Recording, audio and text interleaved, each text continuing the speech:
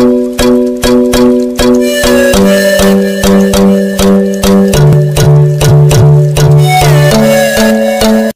दोस्तों, आप सभी का हमारे चैनल में एक बार फिर से स्वागत है। दोस्तों, आज के इस वीडियो में हम लोग बात करने वाले हैं कि how to write a descriptive answer, यानी अच्छा उत्तर कैसे लिखें। क्योंकि अगर देखा जाए दोस्तों तो 7th JPSC का एग्जामिनेशन हो चुका है और अब इसका जो होगा अगला पड़ाव वो है मुख्य परीक्षा। और मुख्य परीक्षा में अगर देखा जाए तो सबसे महत्वपूर्ण है आपका उत्तर लेखन क्षमता, क्योंकि उत्तर लेखन क्षमता से ही जो व्यक्ति है उसका मौलिकता और व्यक्तित्व का परीक्षण होता है। ठीक है, अगर आप देखेंगे तो एक प्रशासक का जो मुख्य कार्य होता है दोस्तों वो होता है मैनेजमेंट, क्योंकि एक प्रशासक का जो मूल कार्य होता है दोस्तों वो होता है उसका मतलब मैनेजमेंट स्किल्स, एक तरह से कहा जा सकता है। कम से कम चीज़ों को कैसे मैनेज कर लेता है, हैंडलिंग करने की कैपेसिटी, तो उस चीज़ का ये टेस्ट होता है। मैं बता दूं दोस्तों कि आप विश्वविद्यालय का जो एग्जामिनेशन देते थे, यूनिवर्सिटीज़ एग्जामिनेशंस, उसमें भी डिस्क्रिप्टिव आप लिखते होंगे। पहले चलता था पार्ट 1, पार्ट 2, पार्ट 3। अब अगर देखा जाए तो हो गया है ये सेमेस्टर वाइज। लेकिन पहले क्या होता था, जो गैस पेपर आता था उसको आप पढ़ते थे, निगलते थे और एग्जामिनेशंस में कॉपी में उगल देते थे। लगभग वही प्रश्न पूछा जाता था, जो गैस पेपर में है वही पूछा जाता था और आप उगल देते थे, जाके लिख देते थे। लेकिन मैं बता दूं यहाँ पर जो उत्तर लेखन है सिविल सर्विस में, वो आपको वैसे लिखने से आपको नंबर नहीं मिलेंगे, क्योंकि यहाँ पर वो एग्जामिनेशन जो होता था विश्वविद्यालय का एग्जामिनेशन, उसमें आपका नॉलेज टेस्ट होता था। मतलब किसी अगर जो प्रश्न पूछा गया उसमें आपको क्या नॉलेज है, और यहाँ पर नॉलेज से ज़्यादा आपका मौलिकता और व्यक्तित्व का परीक्षण होता है। दो अलग अलग चीज़ें हैं, इसीलिए यहाँ पर आपका आंसर जो होगा दोस्तों वो बहुत ही सटीक आंसर होना चाहिए, टू द पॉइंट बात करना चाहिए, तभी आपको मार्क्स मिलेंगे। यूनिवर्सिटीज़ के एग्जामिनेशंस में जो होता था दोस्तों, उसमें तो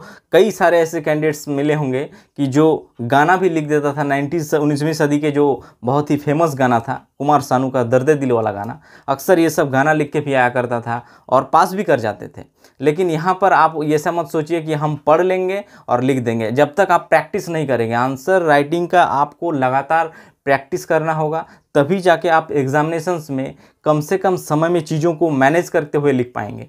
अन्यथा आप प्रश्न जो पूछा जाएगा उससे भटक के आपका उत्तर हो जाएगा और फाइनली आपका मेंस नहीं क्लियर होगा। इसीलिए सबसे ज़्यादा ज़रूरी है कि रोज़ आपको एक आंसर लिखने की प्रैक्टिस करना होगा, तभी आप लिख पाएंगे। और ऐसा नहीं है पहले जैसे आप पढ़ लेते थे और जाके परीक्षा में लिख देते थे, यहाँ पर वैसे करेंगे तो आप सटीक आंसर नहीं दे पाएंगे। क्योंकि सिविल सर्विस में अगर देखा जाए तो मल्टीपल टाइप से प्रश्न पूछा जाता है, यानी एक ही प्रश्न में आपको 2-3 प्रश्न को सम्मिलित कर दिया जाता है और आप उसको मैनेज कैसे करते हैं। यानी किसको, ऐसा नहीं कि आप एक ही प्रश्न पर डिस्कस कर दिए सारा चीज़। आपको अगर 3 प्रश्न उसमें शामिल कर दिया एक क्वेश्चन में, तो उन तीनों को आप कैसे मैनेज करते हुए व्याख्या करते हैं, ये महत्वपूर्ण है।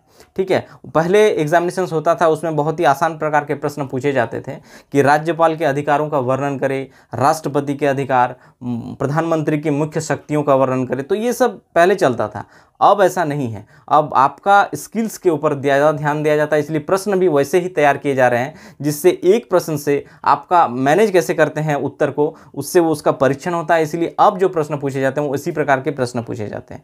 तो आइए दोस्तों हम लोग देखते हैं कि एक अच्छा उत्तर लिखने के लिए आपको किन मूल बातों का ध्यान रखना बहुत ही ज़रूरी है, और इन चीज़ों से भटक के आप कभी आंसर ना लिखें, वरना आपके आंसर जो हो उसमें बहुत ही एवरेज मार्क्स दे दिए जाएंगे और फिर वैसे स्थिति में आप मेंस क्वालिफाई नहीं कर पाएंगे। तो आइए दोस्तों हम लोग देखते हैं कि जो एक आंसर, एक अच्छा उत्तर लिखने के लिए मूल किन किन बातों का आपको ध्यान रखने की ज़्यादा ज़रूरत है। और आंसर जब भी लिखेंगे तो आपका फ्रेमिंग पहले ही तैयार हो जाना चाहिए दिमाग में कि हम पहले इस चीज़ को फोकस करेंगे, दूसरा ये और तीसरा ये, इन चीज़ों का डिस्कस कर देंगे। तो ये मूल जो बातें हैं दोस्तों इसी के बारे में बताएंगे। इसको आपको ध्यान में रखते हुए आपको प्रश्न लिखना है, क्योंकि अगर आप इन चीज़ों से भटक के आंसर लिखेंगे तो फिर एवरेज मार्क मिल जाएगा आपको और फाइनली आप मेंस का एग्जामिनेशन क्वालिफाई नहीं कर पाएंगे। तो चलिए दोस्तों हम लोग देखते हैं।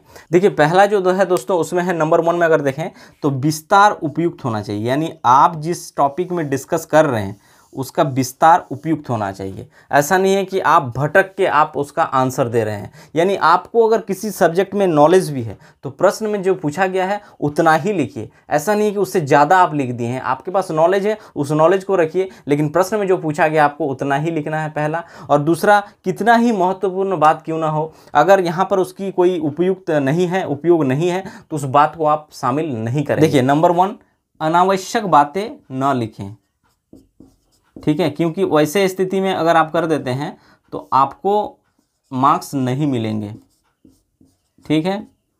और दूसरा जो चीज़ है दोस्तों, वो है कि आप कितना ही महत्वपूर्ण बात क्यों ना हो उसको न लिखें। अगर प्रश्न में उसका कोई उपयोग नहीं है तो वैसे चीज़ों को आप शामिल न करें। वैसे स्थिति में आपके मार्क्स घट जाएंगे, मार्क्स ही नहीं मिलेगा एक तरह से कहते हैं। अगर देखिए, इसमें जो होता है दोस्तों, जो परीक्षक होता है वो टेस्ट करता है बेसिकली कि आप कैसे लिखे हैं और चीज़ों को कैसे मैनेज किए हैं। अगर आप बहुत अच्छे तरीके से, चूँकि अगर देखा जाए तो सिविल सर्विस के एग्जामिनेशन में बहुत कम से कम जो मतलब शब्दों में आपको बहुत ही अच्छी चीज़ों को व्याख्या करना होता है। मतलब इसको हम लोग यूँ कह सकते हैं कि सिंधु में बिंदु और बिंदु में सिंधु। इसका मतलब जो होता है दोस्तों कि सिंधु नदी को आप समेट के, सिंधु अपने आप में बहुत बड़ा नदी है, इसको आप समेट के अगर एक बिंदु में शामिल कर सकते हैं और उसी बिंदु से बिंदु में सिंधु, यानी उसी बिंदु को फिर एलोबरेट करके आप सिंधु बना सकते हैं, तो फिर आप मान के चलिए कि आप में राइटिंग स्किल्स डेवलप हो गया। यानी एक छोटी सी वर्ड को आप विस्तार दे सकते हैं, तो यानी आप निबंध लिख सकते हैं किसी भी चीज़ के बारे में, ठीक है। और उसी प्रकार एक बड़ा चीज़ को आप छोटा बिंदु में समेट सकते हैं, यानी आपका स्किल्स, ठीक है। तो यहाँ पर इन्हीं चीज़ों का परीक्षण किया जाता है। दूसरा चीज़ जो है दोस्तों वो है अनुपात संतुलन। देखिए, अनुपात संतुलन में क्या होता है कि इसमें प्रश्न जो होता है, प्रश्न में कई बार आपको मल्टीपल क्वेश्चंस डाल दिए जाते हैं एक ही प्रश्न में। तो वैसे स्थिति में क्या होता है कि आपको बैलेंस करना बहुत ही ज़्यादा ज़रूरी होता है। तो यहाँ पर आपको ध्यान रखना है कि आपका जो उत्तर होगा वो बैलेंस होगा, ठीक है। उत्तर बैलेंस का मतलब ये नहीं है दोस्तों कि अगर भारत और पाकिस्तान, यानी आईआर से अगर कोई प्रश्न पूछा जाता है जिसमें भारत और पाकिस्तान दोनों पक्ष का उल्लेख हो, तो वैसे स्थिति में आप बैलेंस ना करेंगे, क्योंकि वैसे स्थिति में बैलेंस करेंगे तो यानी पाकिस्तान भी सही है और भारत भी सही है, तो ऐसा आपका उत्तर नहीं होना चाहिए। यहाँ पर आप भारत का पक्ष लेंगे, ठीक है। बैलेंस का मतलब ये नहीं है बिल्कुल अनबैलेंस कर दें, क्योंकि इंटरनेशनल रिलेशंस का सवाल है, तो आपका उत्तर बैलेंस पूर्ण होना चाहिए। अब तीसरा जो है वो परमाणविकता। देखिए, परमाणविकता मतलब होता है आपका उत्तर ऑथेंटिकेशन होना चाहिए, ठीक है। उसमें एक प्रमाण होना चाहिए कि हाँ, जो आप उत्तर लिखे हैं वो हवाई बात नहीं किए हैं, बल्कि उसके फैक्ट भी है। जैसे अगर पॉलिटिकल साइंस से कोई प्रश्न पूछा जाता है, ठीक है, पॉलिटिकल साइंस के अगर आप विद्यार्थी हैं या फिर किसी भी हैं, ज्योग्राफी के हो, हिस्ट्री के हो, ठीक है, तो वैसे स्थिति में आपका जो प्रमाण के तौर पर, जैसे पॉलिटिकल साइंस में क्या जाता है, जब आप किसी मूल बातों का उल्लेख करते हैं तो आर्टिकल्स का यूज़ क्या कर सकते हैं, ठीक है, कि कॉन्स्टिट्यूशंस के ये आर्टिकल में इन चीज़ों का वर्णन है, ये इससे एक फैक्ट यानी प्रमाण मिल जाता है कि हाँ, ठीक है। ज्योग्राफी की बात करेंगे तो ज्योग्राफी में अक्सर आप अगर मैप्स का यूज़ करना ना भूलें, ठीक है, क्योंकि इससे वो प्रमाण होता है, क्योंकि जो परीक्षक होता है उससे ये उनको पता चल जाएगा कि हाँ, इनको नॉलेज भी है, मतलब सिर्फ हवाई बात नहीं कर रहा है, इनको जानकारी भी है, तो मैप्स का यूज़ करेंगे। हिस्ट्री में बात करें तो हिस्ट्री में किसी महत्वपूर्ण तथ्यों का उल्लेख कर सकते हैं, ठीक है, ताकि इससे ये टेस्ट हो जाएगा कि हाँ, ये बात सही कर रहा है, इसमें जान है, प्रमाणिकता है, यानी उसमें ऑथेंटिकेशंस है। और तीसरा जो है दोस्तों वो है भाषा, ठीक है। देखिए, यहाँ पर अगर देखा जाए तो भाषा को कई सारे ऐसे लोग मिल जाएंगे जो बहुत ही महत्व देता है, क्योंकि भाषा ही वो चीज़ है दोस्तों जो आपके आंसर को बहुत ही अच्छा कर सकता है। क्योंकि कुछ लोगों में आप देखे होंगे कि बहुत कम नॉलेज होता है, फिर भी वो अच्छा मेंस में एग्जामिनेशंस में देते हैं और क्वालिफाई करते हैं। इसके पीछे ये रीज़न नहीं है कि उसको जानकारी कम है। देखिए, मेंस का जो मुख्य परीक्षा होता है दोस्तों, इसमें आपका नॉलेज टेस्ट कम होता है। पहली बात कि आपको ऐसा नहीं है कि आपको बहुत ज़्यादा जानकार होने की ज़रूरत है, आप कम से कम नॉलेज में अगर अच्छे से लिख पाते हैं तो यही यहाँ पर ज़रूरत है। एक प्रशासक को ज्ञानवान की ज़रूरत नहीं है, उनको एक प्रशासक चाहिए, पहली बात। तो इसीलिए आपको ऐसा नहीं है कि बहुत ज़्यादा ज्ञान है, हर चीज़ को पढ़ बैठे हैं, तो आप नहीं क्वालिफाई कर पाएंगे, क्योंकि आपका अगर ज्ञान के साथ आप उन चीज़ों को समराइज़ नहीं कर पाते हैं तो आपका आंसर ही अच्छा नहीं होगा, तो फिर आप डिस्क्वालीफाई कर जाएंगे। तो भाषा को बहुत ही महत्वपूर्ण दिया जाता है, क्योंकि भाषा, देखिए, बहुत सारे कैंडिडेट्स ऐसे मिल जाएंगे कि कम से कम नॉलेज में वो जो लिखते हैं उत्तर उसमें प्रवाह होती है, एक फॉलो होता है। तो वैसे स्थिति में क्या होता है ना, परीक्षक जब पढ़ना शुरू करते हैं तो उस एक तरह से वो उस प्रवाह में ही वो बह चला जाता है। यानी वो शुरू से पढ़ना शुरुआत करते हैं, इतना मज़ा आता है, हर मतलब सेंटेंस में, एक सेंटेंस से दूसरे सेंटेंस में एकदम कनेक्टिविटी मिलता है और लगता है उनको कि कोई कहानी पढ़ रहा हो। वैसे स्थिति में उसको लगातार मतलब हर चीज़ को पढ़ने का मन करता है, पूरे पढ़ जाता है। तो वैसे स्थिति में वो प्रवाह होता है कुछ लोगों में, जो आप देखेंगे बहुत कम नॉलेज में ही एकदम धारा प्रवाह की तरह लिख देते हैं और आप उसका आंसर भी अच्छा हो जाता है, चाहे वो उनके प्रश्न में जो डिमांड है उससे थोड़ा हट के भी लिखा है, यानी प्रश्न के जस्ट साइड से होते हुए भी गुजर गया है। तो वैसे स्थिति में भी इन लोगों को मार्क्स मिल जाता है।